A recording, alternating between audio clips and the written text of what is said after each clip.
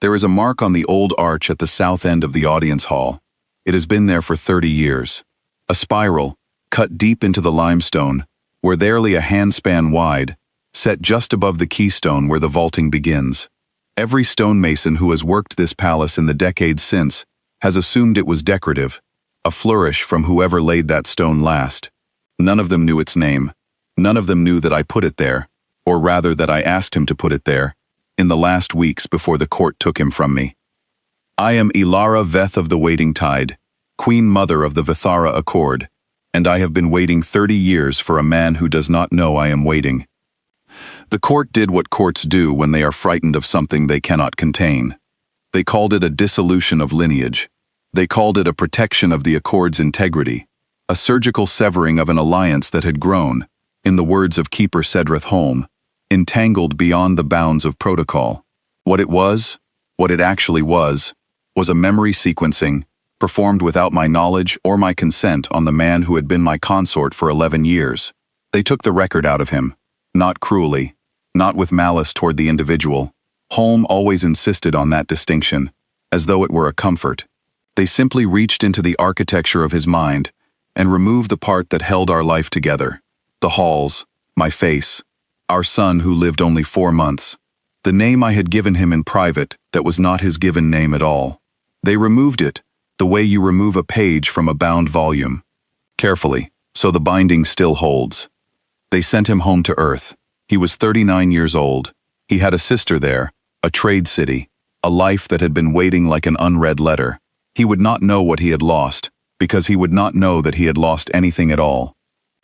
I knew the morning I woke, and his side of the bed was cold, and the keeper was standing in my reception room with the dissolution instrument in his hands, and the careful, bloodless expression of a man who believes he has saved something.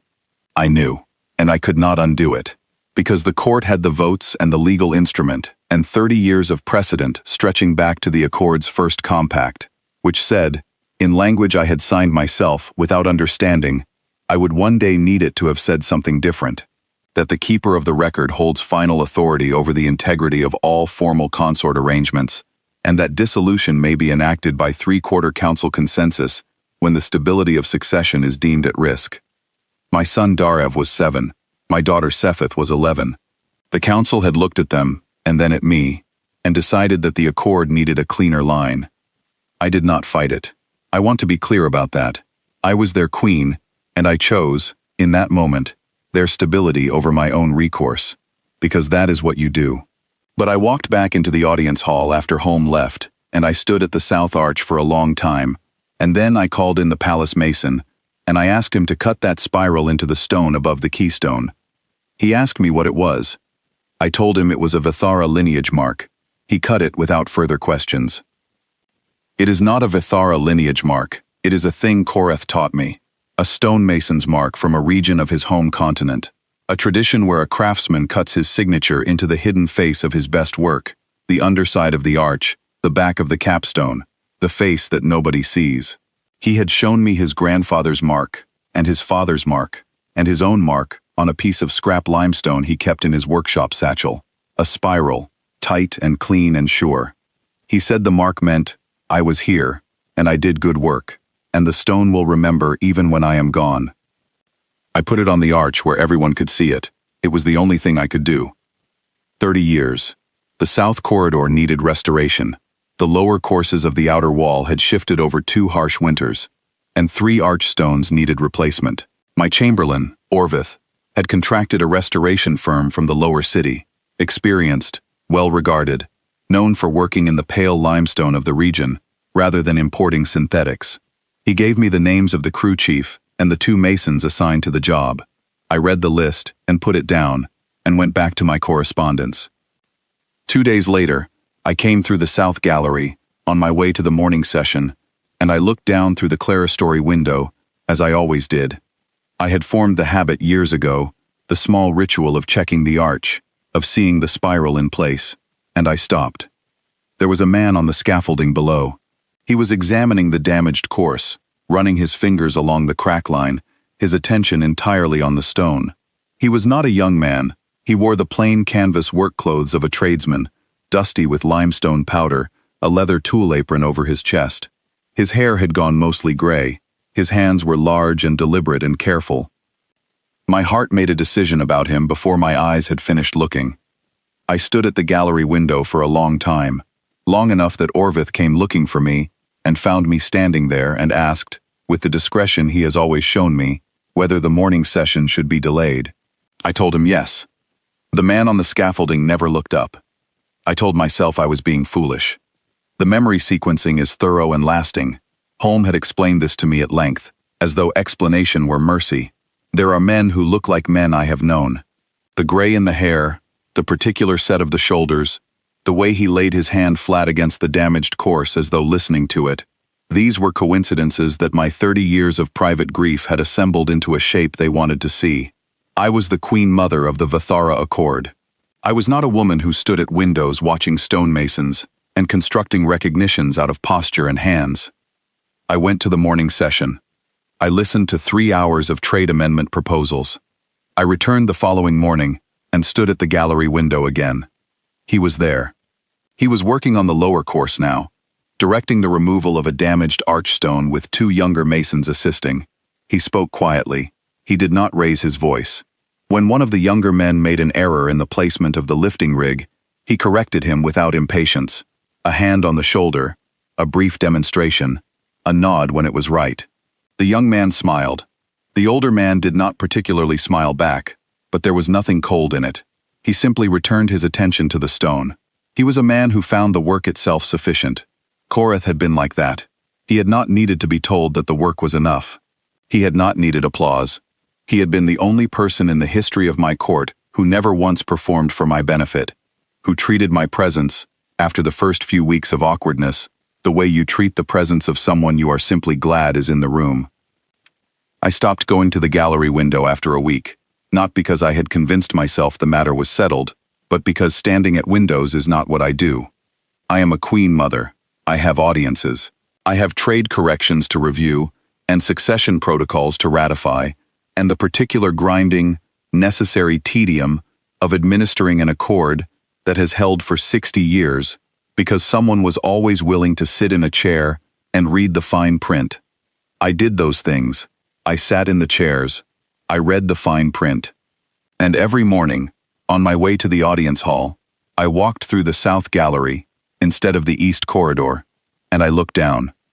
On the 8th morning, I asked Orvith to find out the crew chief's name and whether the lead stonemason had previous experience in palace restoration. The crew chief was a woman named Death Varin. The lead stonemason, she reported, was named Korath Lan. He was 49 years old, born in a trade city on the mid-continent of Earth. He had spent 22 years doing heritage restoration work across 5 systems. He had a particular reputation for limestone vaulting, for reading structural distress in old arch systems before it became acute. He was, in Death Varin's description, the most careful reader of old stone she had ever worked with. He was 49. He had been 39 when the dissolution instrument was signed, 10 years for the accord, 30 for the actual calendar. I sat with that for 3 days. On the 11th morning of the restoration, I came down to the corridor itself, not through the gallery, not at a remove. I came down the service stair and through the arch door at the south end of the hall, and I stood in the corridor proper, 12 feet from the scaffolding, in plain view. He was up on the 3rd level, working on the arch line. The 2 younger masons were at ground level, preparing mortar. One of them saw me and went still, the recognition of a queen in a working space, the uncertainty of protocol. But I waved him back to his work quietly. He returned to the mortar, though more carefully now. The lead stonemason did not look down.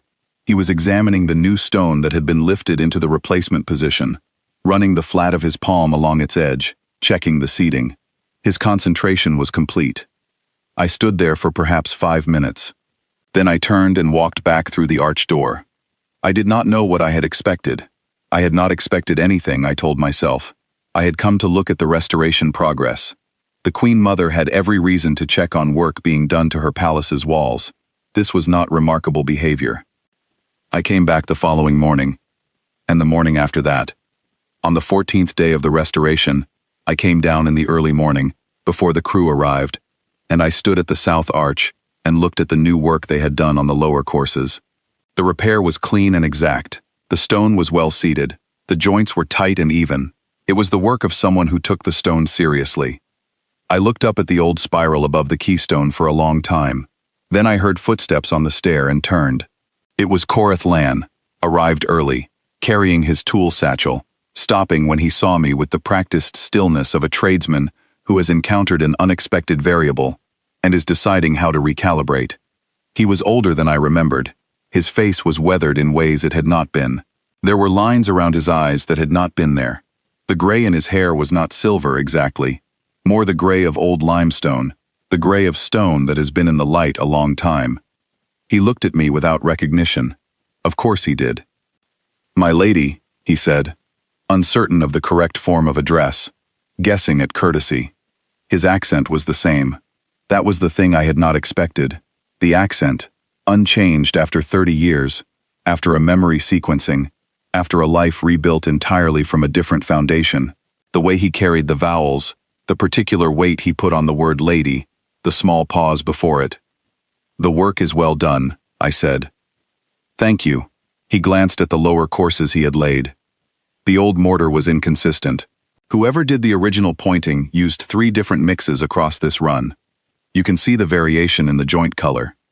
We've matched the original limestone as closely as possible, but the pointing will read slightly lighter for a few years until it weathers in. I wanted you to know that, before someone noticed. He had always done that. Told you the thing you didn't yet know to worry about, before you had the chance to worry about it. "How long for the vaulting?" I asked. "The arch stones are placed. Pointing tomorrow and the day after. Then the upper course work. There's a section of the parapet that's been weeping water for longer than the current damage. I'd like to trace it back to the source before we close up. Another week, perhaps 10 days. He looked at the arch, not at me. The way he looked at everything, steadily, with the attention of someone for whom looking was a form of respect. "The mark above the keystone," I said. He looked up at the spiral. "It's original to the arch. We won't disturb it." He paused. "It's a stonemason's mark." My chest was very still. Yes. Old tradition. Some regions of my home continent still practice it. The mark is cut into the visible face here, which is unusual. Typically they go on the hidden face, the underside of the arch stone where nobody looks. Whoever cut this one wanted it seen. He tilted his head slightly, studying it. "It's good work. Clean spiral. No hesitation in the line. Someone cut that mark like they meant it." "Someone did," I said. He nodded, once, and turned his attention to the tool satchel. I went back to my rooms, and I stood at the window for a long time, and I thought about what I was doing, and why, and whether I was being a queen or a grief-stricken woman who had spent 30 years with a spiral cut into a stone as her only company on certain mornings, and whether there was, in fact, a meaningful difference. I called Orvith. "The stonemason," I said. "Coreth Lan. I want his restoration contract extended to include an assessment of the full south wing." Orvith did not change expression. He has been with me long enough to not change expression when it matters. "Of course," he said. "I'll speak with Death Varan." "No," I said. "Speak with him directly." On the 17th day, the work on the arch vaulting was complete.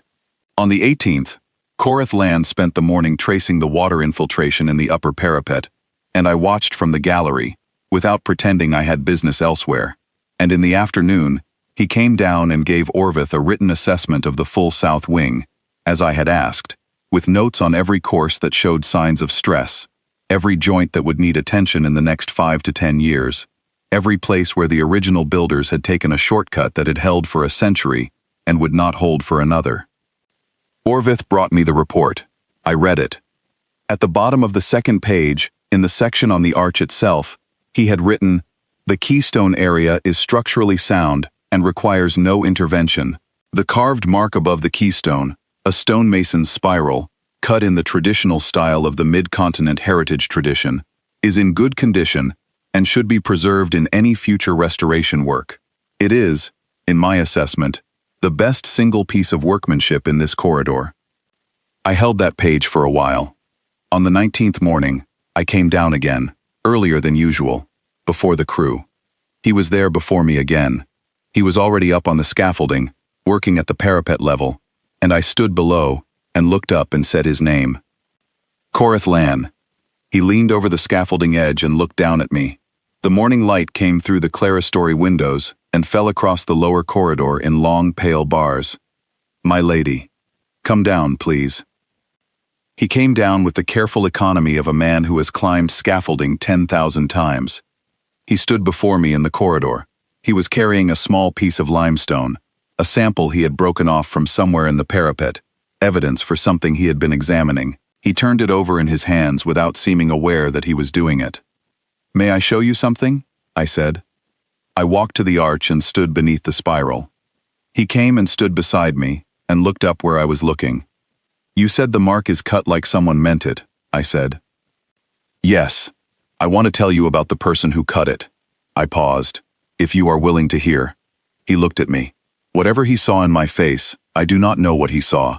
Something, perhaps, that made him put the limestone sample carefully into his tool apron pocket. "I'm willing," he said.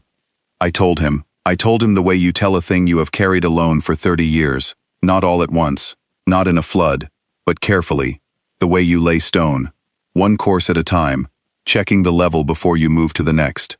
I told him about the man who had been my consort for 11 years. I told him about the dissolution of lineage.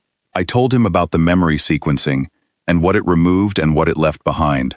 I told him about the morning after, and the keeper of the record, and the thing I had asked the palace mason to cut into the stone above the keystone. I told him the name of the man who had shown me the spiral. I told him what the mark meant, in the tradition of the mid-continent craftsman, in the region where the man had learned from his grandfather and his father.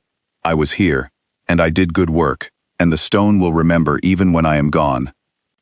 I said the private name, the name I had given him that was not his given name at all, the name that no court document had ever held, the name that existed only between the two of us, and that the memory sequencing could not have known to remove because it was never recorded anywhere. He was very still. I had not been watching his hands. I looked down now. The piece of limestone was back in his fingers, turned out of the pocket without his noticing. He was not turning it. He had gone entirely still, the stone held flat in his palm, the way a man goes still when something lands, and he does not yet know where to put it. The two younger masons were somewhere in the upper corridor. I could hear the quiet scrape of tools, distant and unhurried. The morning light had shifted, moved further across the floor, and the pale bars of it had reached the base of the arch itself, and the spiral above the keystone was lit clearly, cleanly, with the direct indifferent attention of sunlight that does not know what it is illuminating. "I don't remember you," he said. His voice was careful. He was not distressed. He was a man trying to be honest in a situation that required precision. "I want you to know that I'm not performing a response. I genuinely do not remember you. I don't remember this palace. I don't remember any of the years you're describing." "I know," I said. "And yet..." He stopped. He looked at the limestone in his hand. Then he looked up at the spiral above the keystone. Then he looked at me. "The first morning I came into this corridor," he said slowly, "I looked at that arch for a long time. I thought it was because of the structural work. I was reading the damage. But I kept coming back to the arch. I thought it was because the mark was well cut." He paused. "My crew chief asked me why I kept looking at it. I told her I was checking the keystone seating." Another pause, longer. "I wasn't checking the keystone seating." I said nothing. I had learned 30 years ago that there are moments when the right thing is to let the silence stand, and he had not lost the ability to speak into silence when he was ready. "Last week," he said, "while I was working on the upper parapet, I found a section of the inside face that had been repointed at some point. Not original work, later repair, maybe 15 or 20 years ago. Rough job. I cleaned it back to repoint it properly." He turned the limestone in his hand again. "When I cleared the old mortar, I found a small spiral cut into the stone, hidden side, underneath the parapet cap. The mark was there before the repointing.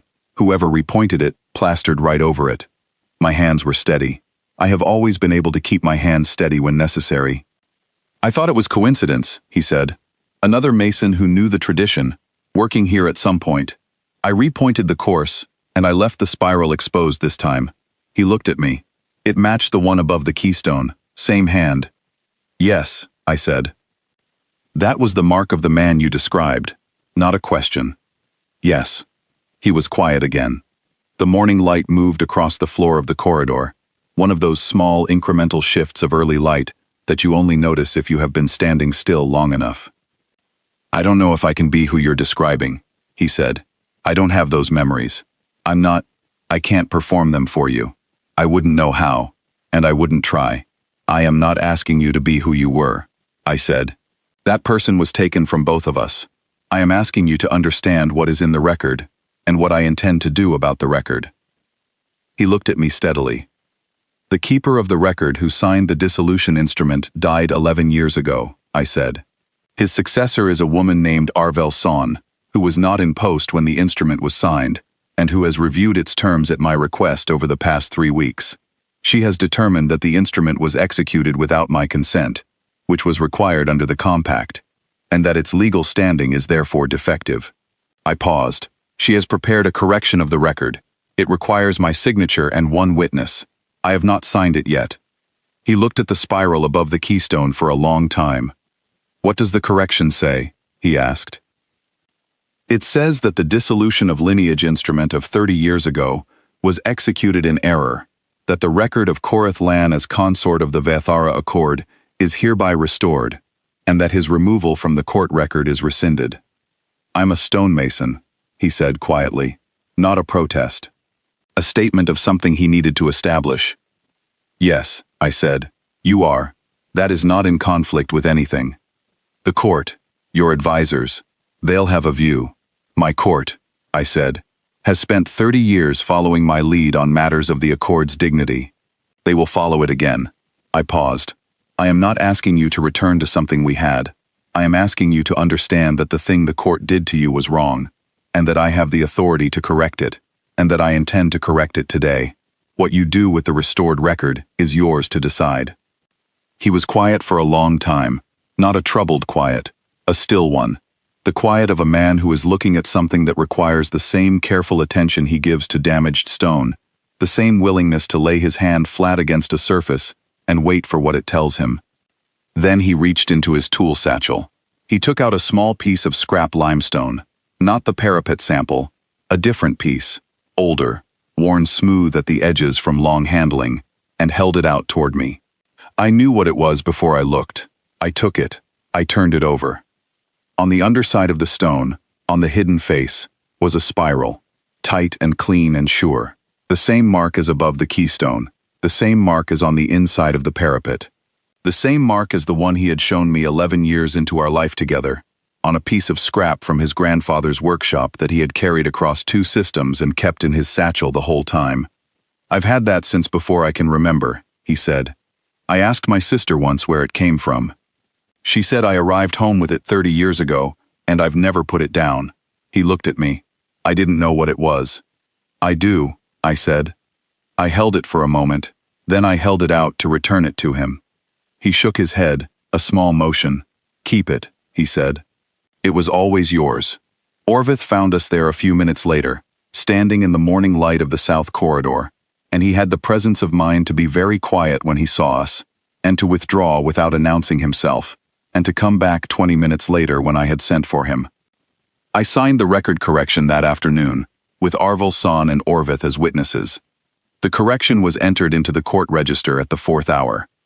That evening I had 2 cups of tea brought to the south corridor, the kind of pale brackish blend that Koreth had always drunk, which I had never particularly liked, and which I had continued to order on certain mornings for 30 years, for reasons I had never explained to the household staff. He was still working, the last of the crew, repointing the section of parapet he had cleared. I set a cup on the scaffold board below him and stepped back. He came down after a few minutes. He looked at the cup. He looked at me. That's an unusual tea service for a queen mother, he said. I have unusual habits, I said. He picked up the cup. He drank. He looked at the spiral above the keystone in the fading light. Welcome home, I said. He was quiet for a moment, not a long moment. I don't know if I'm home, he said. I don't have the memory of it. He turned the cup in his hands, but I know that I have been in this corridor every morning for 19 days, and every morning I have looked at that mark, And every morning it has felt like the most important stone in this building. He looked at me. That has to mean something. It means the court was thorough, I said. And the stone was more thorough. He was quiet again. Then something shifted in the lines around his eyes. Not quite a smile, but the approach of one. The territory adjacent to it. The expression of a man who has found a thing in good condition after a long time of not knowing whether it had survived. The upper parapet will need pointing in the spring section as well, he said, if you're extending the contract. I am, I said. Then I'll be here. He was. He is. The record says so now, in the clean lines of Arvel San's notation and my own signature beneath it, and in the spiral above the keystone of the south arch, which has been there for 30 years, waiting for the hands that cut it to come back and know what they had done. I was here, and I did good work, and the stone will remember, even when I am gone. The stone remembered. I made sure of that, and in the end, so did he.